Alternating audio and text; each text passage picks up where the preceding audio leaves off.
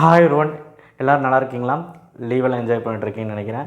So நம்ம சேனலுக்கு முதல் முறையாக இருந்தீங்கன்னா சப்ஸ்கிரைப் பண்ணலாம், பண்ணிவிடுங்க. அண்ட் கீழே அந்த பெல் ஐக்கனை கிளிக் பண்ணிட்டு வாட்ஸ்அப் சேனல் லிங்க்லையும் இன்ஸ்டா ஐடியிலையும் ஃபாலோ பண்ணுங்கள். பப்ளிக் எக்ஸாம் கிட்ட நெருங்கிட்டே இருக்குது. நான் தினமும் என்ன பண்ணலாம், ஏது பண்ணலாம், பசங்களுக்கு எப்படி படித்தா ஈஸியாக இருக்கும் எல்லாமே நான் யோசிச்சுட்டே இருக்கிறேன்.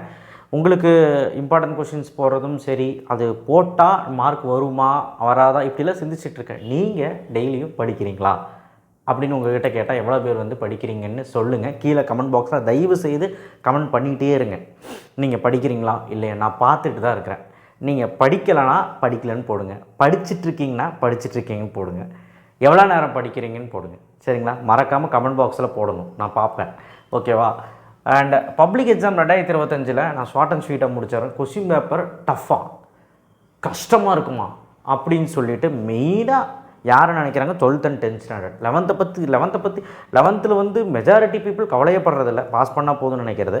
10th 12th நினைக்கிறது ஒரே மோட்டிவ். இப்போ 12th படிக்கிற பையன் 10th எழுதிட்டு வந்துட்டான், 11th எழுதிட்டு வந்துட்டான். அவனுமே என்ன யோசிக்கிறான்னா, கஷ்டமாக இருக்குமோ கொஸ்டின் பேப்பரு, நமக்கு ஹாஃப் இயர்லிலே இப்படி இருக்குது, ஹாஃப் இயர்லியில் ஈஸியாக தான் கேட்டிருக்காங்களான்னு கேட்டால் அவனை போய் கேட்டால் கஷ்டம்பான். இங்கே பாருங்கள், கஷ்டங்கிறது என்ன? நம்ம படிக்காமல் போய் அங்கே படிக்காத கொஸ்டின் பார்த்தா கஷ்டங்கிறது. இம்பார்ட்டன்ட் மட்டும் நம்பி நம்ம படிச்சிருப்போம், அங்கே போய் பார்த்தா கொஸ்டின் கஷ்டமாக இருக்கும். ஏன்னா நம்ம படிக்காத கொஸ்டின் வந்திருக்கும், அதுதான் கஷ்டம், வேறு எதுவுமே கிடையாது. பட் கவர்மெண்ட் லெவலில் நம்ம தமிழ்நாடு கவர்மெண்ட் பள்ளிக்கல்வித்துறை, அதாவது தேர்வுத்துறை எப்படி கொஸ்டின் பேப்பர் செட் பண்ணுவாங்க அப்படிங்கிறத உண்மையான ஒரு விஷயத்தையே நான் சொல்கிறேன். 70% எப்பவுமே ஈஸியாக இருக்கும். ஏன்னா எல்லாத்துக்குமே எழுதக்கூடியதாக இருக்கணும். ரெண்டாவது 10 லட்சம் பேர் 28 லட்சம் பேர் எழுதுவாங்க 10th 11th 12th வருஷம். ஸோ அப்போ இவங்க எல்லாருக்குமே ஈஸியாக இருக்கணும். ரெண்டாவது எல்லோரும் பாஸ் பண்ணணும்னு நினைப்பாங்க. ஸோ இது ஒரு செட்.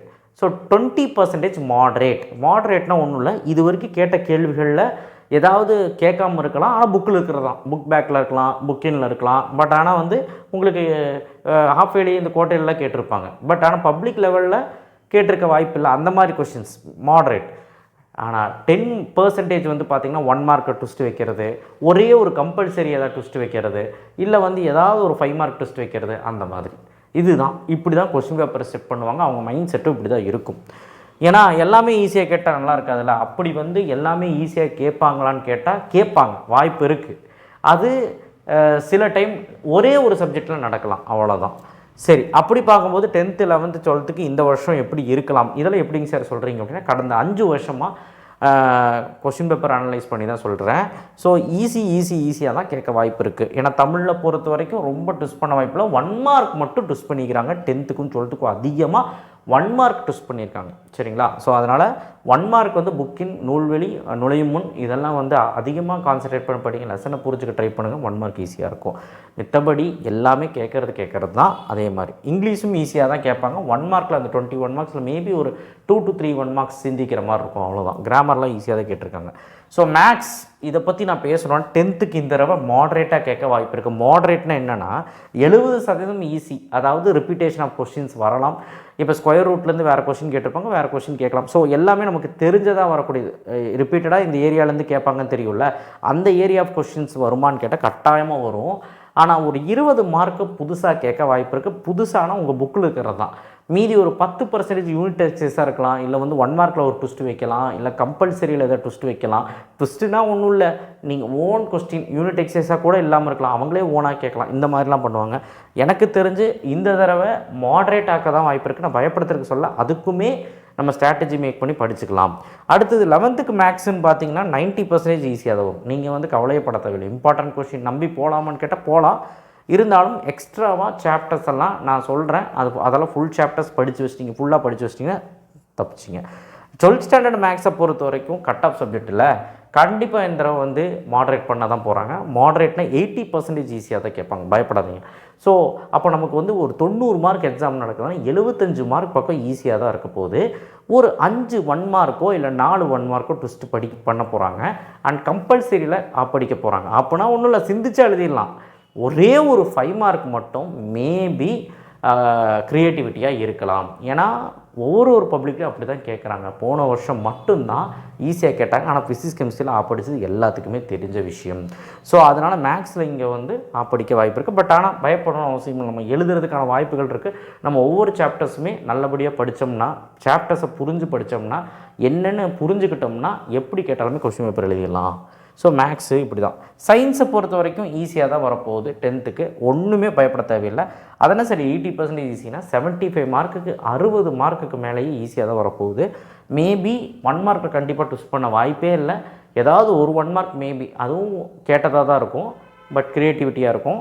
பட் ஆனால் கம்பல்சரி அந்த மாதிரி கொஸ்டின்ஸ் வேணாம். 7 மார்க்கில் ஏதாவது ட்விஸ்ட் வைக்கலாம். 1 2 ஏபின்னு போட்டு கேட்குறது அவ்வளோதான் தவிர மித்தபடி ஈஸியாக தான் இருக்கும். கெமிஸ்ட்ரியை பொறுத்த வரைக்கும் 11th வந்து பார்த்திங்கன்னா நான் 10th முடிச்சிடுறேன். சயின்ஸ் சொல்லியிருக்கேன். இங்கே வந்து ஃபிசிக்ஸு ஸோ நான் 10th முடிச்சிடுறேன்.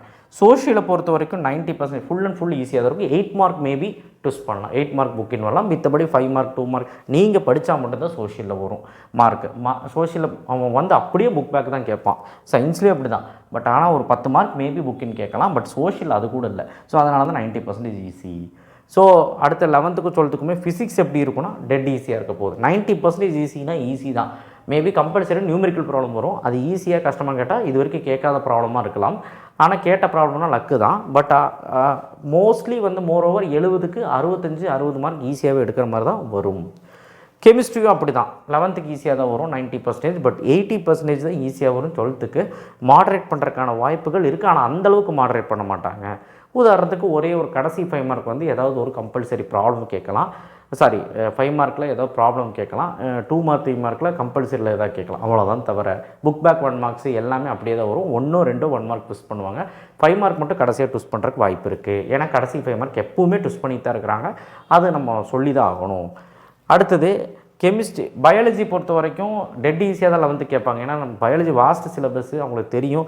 பயாலஜி கம்ப்யூட்டர் சயின்ஸ் ஈஸியாக தான் கேட்பாங்க. பயப்படணும்னு அவசியம் இல்லை. அதே மாதிரி தான் 12th டெட் ஈஸியாக தான் கேட்பாங்க. மேபி அந்த கட் ஆஃப் ஃபேக்டரை மனசில் வச்சுக்கிட்டு ஒரு 5 மார்க்கோ ஒரு 2 மார்க்கோ 3 மார்க்கோ எதையாவது கை வைக்கலாம் தவிர மித்தபடி ஓவரால் ரிப்பீட்டேஷன் வரக்கும் வாய்ப்பு இருக்குது. அண்ட் ஆல்சோ வந்து பார்த்திங்கன்னா ஓவரால் வந்து பார்த்திங்கன்னா என்னெல்லாம் இது வரைக்கும் இம்பார்ட்டண்ட்டுன்னு சொல்லி படித்து இவ்வளோ நாள் கொஸ்டின் பேப்பர் வச்சு படிச்சிருப்பீங்கள அதை வச்சும் கூட கேட்கலாம். இல்லை இம்பார்ட்டண்ட் ஏரியான்னு இருக்கலாம் அதை வச்சும் கேட்கலாம். அந்த மாதிரி தான் எல்லா சப்ஜெக்ட்டும். நீங்கள் பயப்படணும்னு அவசியம் இல்லை. நான் இப்படி சொல்லிட்டேன் அதனால் மேக்ஸும் கெமிஸ்ட்ரிலாம் மாடரேட்டாக வரும்னு நினச்சி நீங்கள் ஒரு மண்டக்குள்ளே போட்டு குழப்பிக்க வேணாம். எது எப்படியோ ஆண்டவங்கிட்ட வழி கொஸ்டின் பேப்பர் நான் எடுக்கலை. ஸோ அதையும் சொல்லிக்கிறேன். இது எல்லாமே வந்து பார்த்திங்கன்னா 5 இயர்ஸோட கணிப்பு தான். 5 இயர்ஸ் வச்சு தான் நான் கணிப்பு சொல்லியிருக்கேன் தவிர ஒரு ஜோசிக்கார மாதிரி இப்படி நடக்கும் அப்படி நடக்கும்லாம் சொல்லலை தவிர நான் வந்து ஜோசியம் பார்க்கல. நான் பூ சொல்கிறேன்.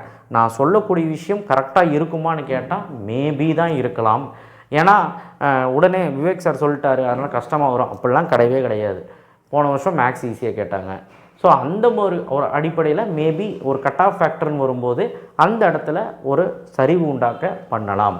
ஏன்னா அந்த மாதிரி உண்டாக்குனா தான் காம்படிஷன் இருக்கும். என்ட்ரன்ஸ் எக்ஸாம் இல்லை இன்ஜினியரிங்கெல்லாம். ஸோ அதனால் ஒரு காம்படிஷன் உண்டாக்கணும் அப்படின்னா கட்டாயமாக வந்து பார்த்திங்கன்னா இந்த மாதிரி விஷயங்கள் பண்ணுவாங்க. அதனால் டஃப்பாக வரும்னு நினச்சிட்டுலாம் படிக்க வேண்டாம். உங்களுடைய பொட்டன்ஷியல் நீங்கள் போடுங்க. கட்டாயமாக ஜெயிக்க முடியும். 10th பொறுத்த வரைக்கும் மோஸ்ட்லி 450 மார்க் ஈஸியாக எடுக்கிற மாதிரி தான் இருக்கும். நீங்கள் தான் பொட்டன்ஷியல் போட்டு படிக்கணும். இல்லை 12th பொறுத்த வரைக்குமே அதுதான். ஸோ நீங்கள் பொட்டன்ஷியல் போட்டு நீங்கள் இந்த லீவில் டைமை வேஸ்ட் பண்ணாமல் இங்கேருந்தே ஆரம்பிங்க. கண்டிப்பாக ஜெயிக்க முடியும். அடுத்தடுத்த வீடியோக்கள் ரொம்ப முக்கியமான வீடியோவாக அமைய போகுது. அதனால் நம்ம சேனலை சப்ஸ்கிரைப் பண்ணி வச்சுக்கோங்க. இதுவுமே ரொம்ப முக்கியமான வீடியோ. நிறைய பேருக்கு இந்த விஷயம்லாம் தெரியாது.